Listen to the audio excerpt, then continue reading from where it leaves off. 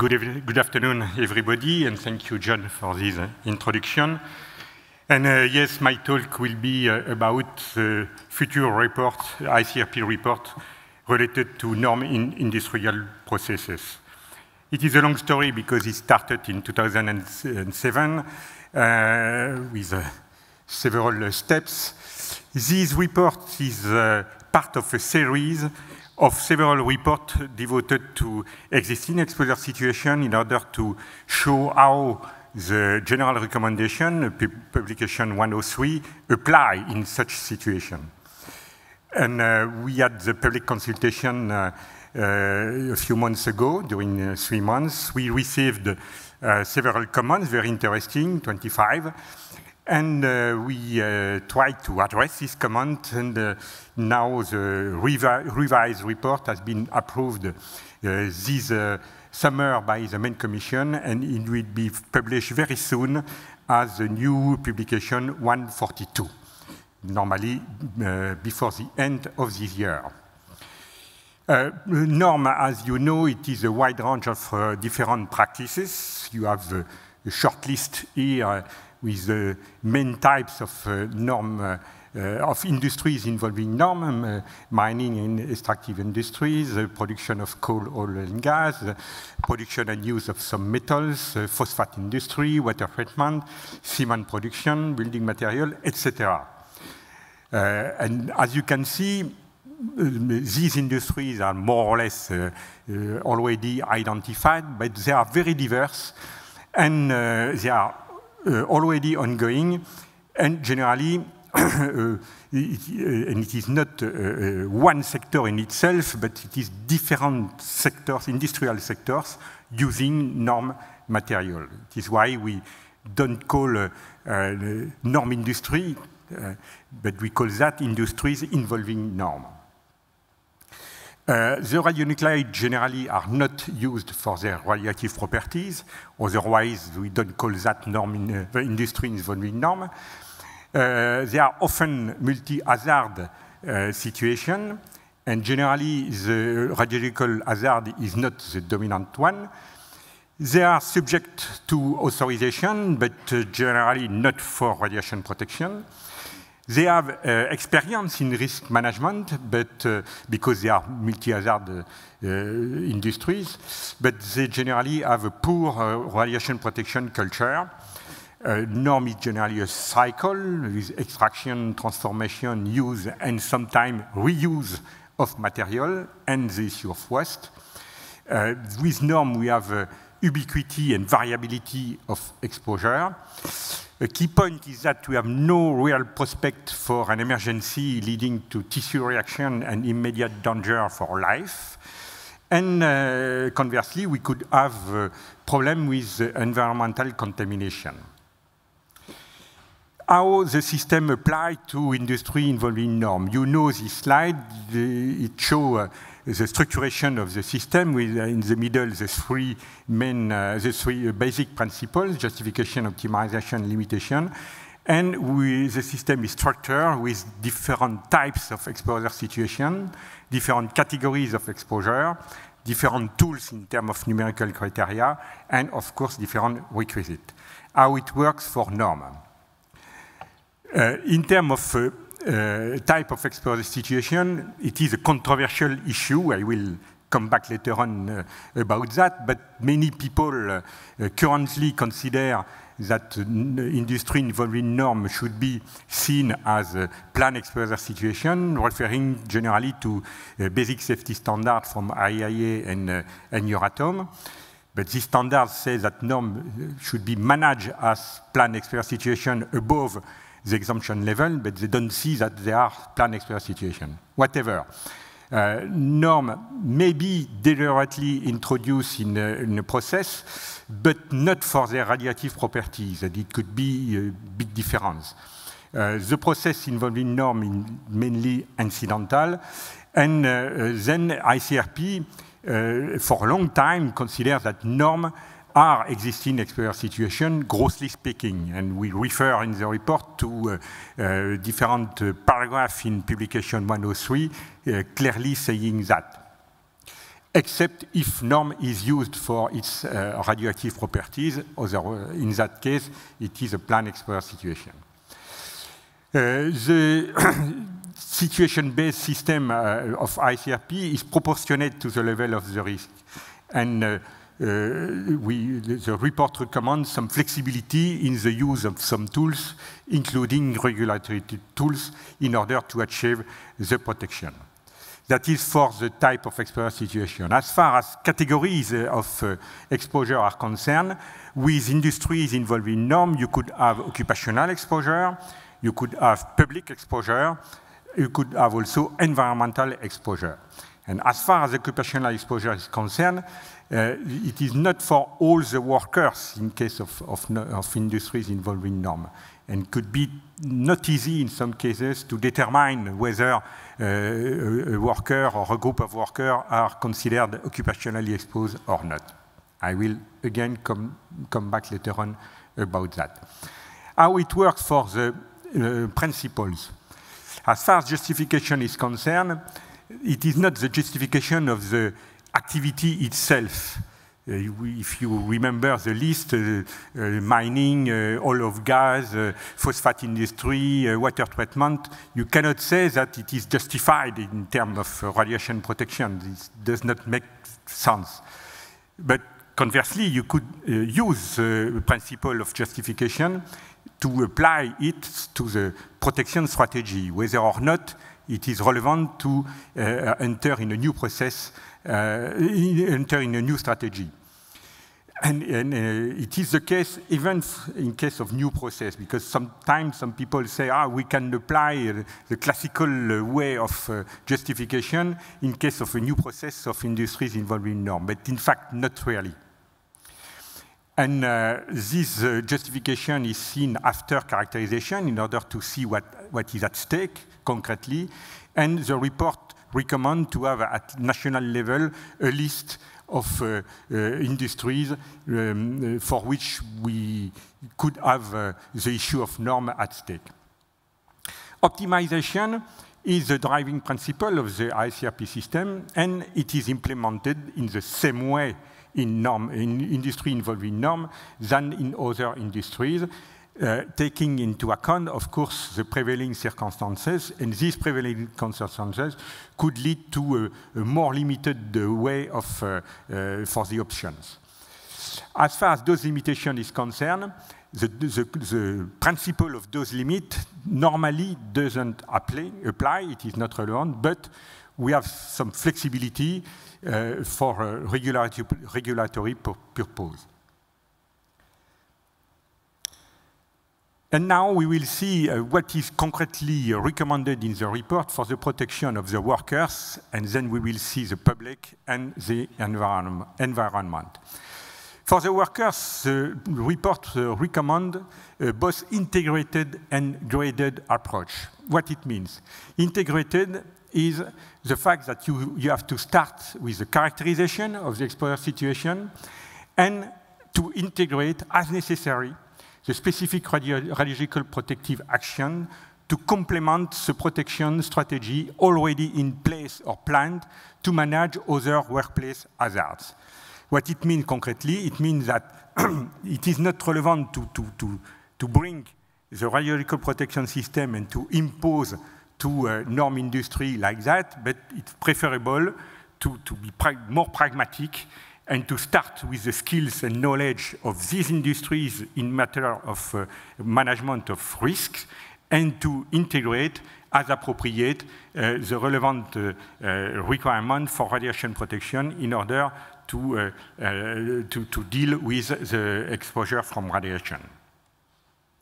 The approach is then graded, first by the selection of the reference level, and in most cases the reference level should be less than a few millisieverts per year, but in some cases it could be higher, but very rarely exceeding 10 millisieverts per year. The graded approach is also by the selection of appropriate protective action, and we have commonly two theories in the management of workers. It is very classical, collective protection and then individual protection. And we should start with collective protection, which means the protection related to the workplace and condition of work. And then, if it is not sufficient, go to individual protection related to each worker. And each protective action may be implemented with a margin of maneuver. As far as the public is concerned, we have more or less the same scheme. You start with a characterization, who is exposed, when, where, how, and then you have an exposure pathway analysis, dose assessment. Then you see if an action is justified. If so, you implement an optimization process, and with the involvement of stakeholders, knowing that it would be a long-term strategy with monitoring. The optimization should be graded through the control of different pathways, discharges, waste, recycled residues, including building materials, which is a recycling of some residues. The selection of the reference level, it should be generally less than a few millisieverts per year, and of course, don't forget the stakeholder involvement. For the protection of the environment, we also have a scheme with an integrated and graded approach. The source are the discharges and the residues. The integrated approach means that you have to take into account all hazards, mainly the radiological and non-radiological stressors, and to take into account all the people and the environment, human and non-human species. The approach should be graded, and you start with a generic assessment. If there is something at stake, you go further with a specific assessment, and you could, in some cases, implement a detailed environmental impact assessment as necessary. And you use the tools developed by ICRP, I mean the issue of FRAPS, the issue of DCRLs, which was presented this morning, as appropriate if needed. And you have also the issue of stakeholder involvement. A specific case of radon. At the beginning, because radon could be at stake in several types of industries involved in NORM, and at the beginning, the report, we just referred to publication 126, because it is the relevant publication for the management of radon exposure. But in the comment, it was considered that it is not sufficient, and then we added more flesh about in order to have a standing document, self-standing document with NORM. And the provisions are in the same line, I would say. The publication 126 recommends to an integrated approach at the level of the building. I mean, radon is firstly a pollution of the building before to be an exposure to individuals, and you have to manage as such from the beginning with a national action plan, using a unique reference level in the range between 100 and 300 becquerel per cubic meter. And as far as building materials are concerned, which could be a cause of radon exposure, it is recommended to have a list of type of building material at stake and to provide information about that. Integrated approach, but also graded, notably for workers. The first step is to manage workers on using the concentration as a tool and using the reference level in becquerel per cubic meter.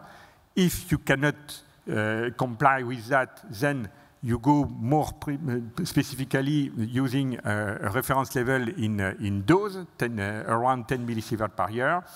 And you have two ways to go to occupational exposure. One is to identify some very specific activities or facilities for which radon is clearly part of the job, and then it is normal to have occupational exposure.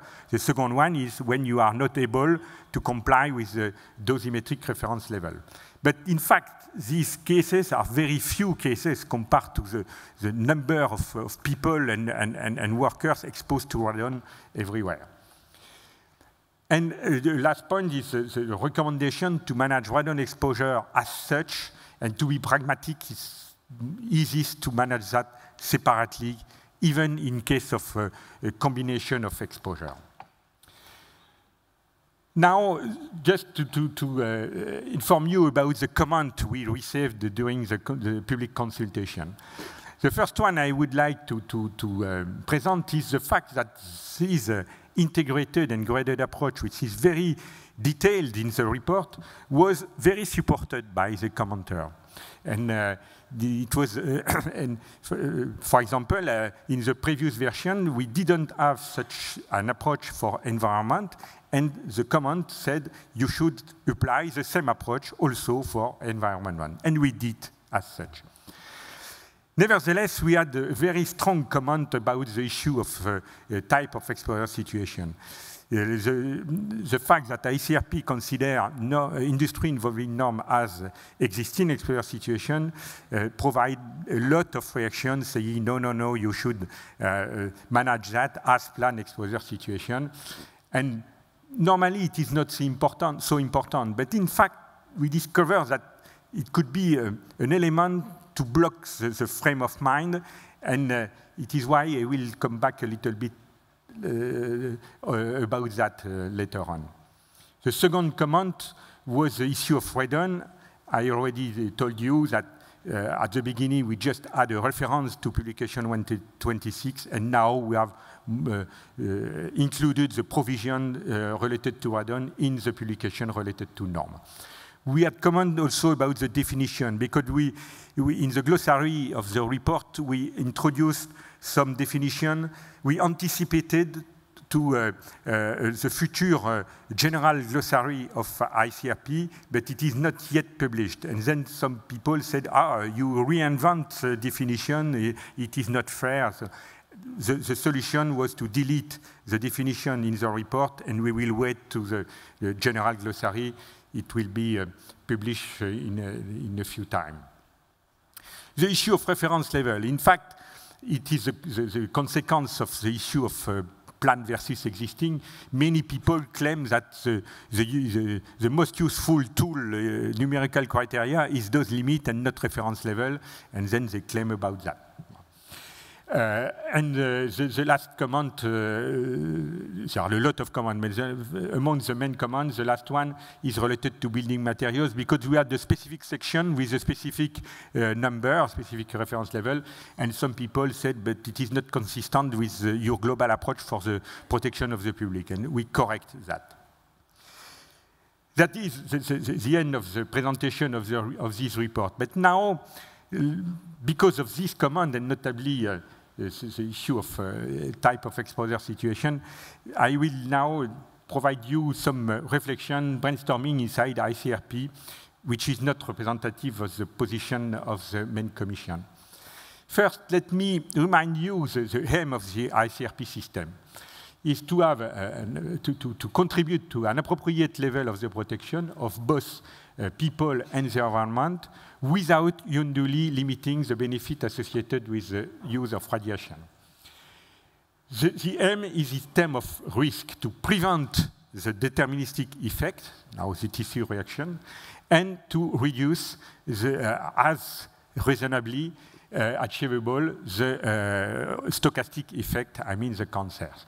And it is important. The system applies to all radiation exposure. It means natural and man-made, and then norms are fully included. And we had several generations of general recommendation.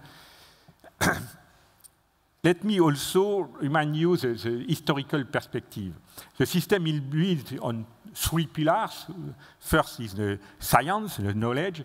The second one is experience, but the third one is also the ethical and social values. And it is important, it is a combination of all these aspects with the expert judgment which provides the current system. And at the beginning, I mean, before the Second World War, the protection was mainly focused on the issue of medical staff, because they were the first one who used the radiation and the first one to be, I would say, victim of this effect. After the Second World War, the radiation were used in different activities, but the system was built looking mainly on the issue of nuclear energy, and with protection of workers inside the installation and the public outside. And after the Chernobyl accident, and at the end of the 20th century, other considerations were on the table, with natural exposure, with accident, with contaminated sites, and we wanted to go further in terms of protection in all this gray situation. And remember, the system of, in publication 60, which was finally a two-speed system. One for practices, very strong, and a second one for intervention, very relaxing, I would say. In one case, you have those limits, those constraints, and optimization below. They are ceiling values. It means that optimization should be implemented below. With intervention, we had the concept of action level, intervention level, and they are floor level. I mean, action is when you are above. It is not the same meaning. And in terms of numerical values, for public, the dose limit was 1 millisievert per year, dose constraint 0.1 to 0.3, and for intervention, we had the famous trend. Below 10, it was almost never warranted to take action. Below 100, it was almost always justified to take action. And between, it was on a case-by-case basis. The input from publication 103 is to provide now a unified approach. We have the same approach for planned exposure situations and for practices. And for emergency and existing exposure situation, the approach is similar. No more action level, no more intervention level, but the reference level, which is the same concept than those constraints. I mean, ceiling values, a criteria above which we don't want to go or stay, and with optimization either above and below. And it is very important. Even if some numerical numbers could be the same, the optimization clearly should apply below. And nevertheless, we have three types of exposure situation: existing, plan, and emergency. I just remind the keywords. But does this distinction make sense in terms of radiation protection? My feeling is that, yes, this unified approach should be graded. Why? Because the controllability of exposure could be different depending on the case. The approach should be proportionate to the level of the risk, and you could have different types of distribution of individual doses. You could have the issue of prospect to deterministic effect, and it is related to the use of radionuclide by their radioactive property or not. The issue of emergency, the issue of multi-hazard situation. In some cases, you can fully anticipate the exposure. In other cases, it is not the case. You could have different types of benefits, possible counterpart, and also economic and societal factors. This graded approach may be very concrete. First, you can, in some cases, you need to start with a characterization. It is the case in existing and emergency exposure situation. Justification, as we said previously, you have two types of implementation. Optimization, it is the same process everywhere, but the circumstances could be different. And as far as those criteria, you have different tools. I have no more time to go into detail. And I go directly to my conclusion, which is that any controllable source should be controlled as appropriate through the implementation of the basic principle, whatever the type of exposure situation. But the basic principle should be applied using a graded approach. This graded approach is based on the level of the risk and other characteristics of the exposure situation. The regulatory control should be adapted accordingly and not the reverse. The TG 76 proposes an integrated and graded approach for industries involving norms adapted to the main characteristics of these various industries. And in the spirit of publication 103, probably the use of radionuclide for their radioactive protection or not is a key point in terms of level of risk and characteristic of the exposure situation. It should be think about for the future. Thank you very much for your attention.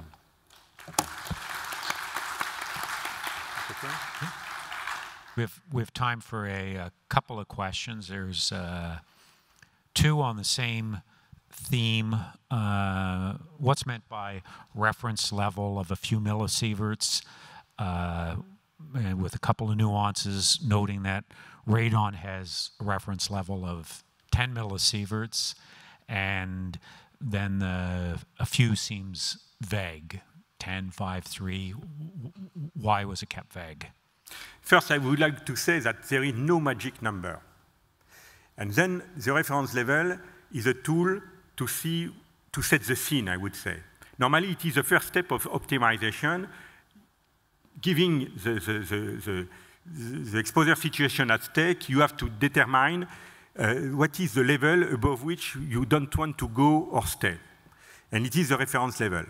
And it could be different depending on the situation, because it is source-related, and the situation is, we have families of situations, but you could have also different situations. And radon is a particular situation. It's somewhere logical to have different numbers for radon than for other type of exposure. And even in the other type of exposure, you could have different reference level, like you have different dose constraints in planned exposure situation. Any from the audience? It's sometimes hard to see here. We need a visor to... No? Okay. Good. Question here. In protection of the environment, is there currently consideration for the impact that processes in place for the protection of humans may negatively impact the environment? So sort of the trade-off between the two. It is a tricky issue because, to be honest, we were not fully specialists on environment in the TG, among the members of the TG. And it is why the first set of, in the report, was a little bit fuzzy, and as I said, we had a comment coming from the public consultation, which were very useful because they oriented us to a more graded approach, and we tried to reflect this graded approach in the report. I have also to add that we were not totally at ease with this issue. Why? Because in fact, with with industries involving norm, we are not expected to have exposure to biota in the range of the DCRL. Nevertheless, as I said in one of my slides, you could have problems with environmental pollution. It means that you should probably implement a process in order to prevent exposure to environment and potentially to mitigate this impact before to be at the level of DCRL. And it is why we propose a graded approach, and we start with I would say generic assessment to see if you are if there is something at stake, and in case you can react, and then you go further step by step. I don't know if it is a good answer to the question, but I think that's, yeah, we can follow up at the coffee break if needed. But thank you. You are welcome. Thank you very much.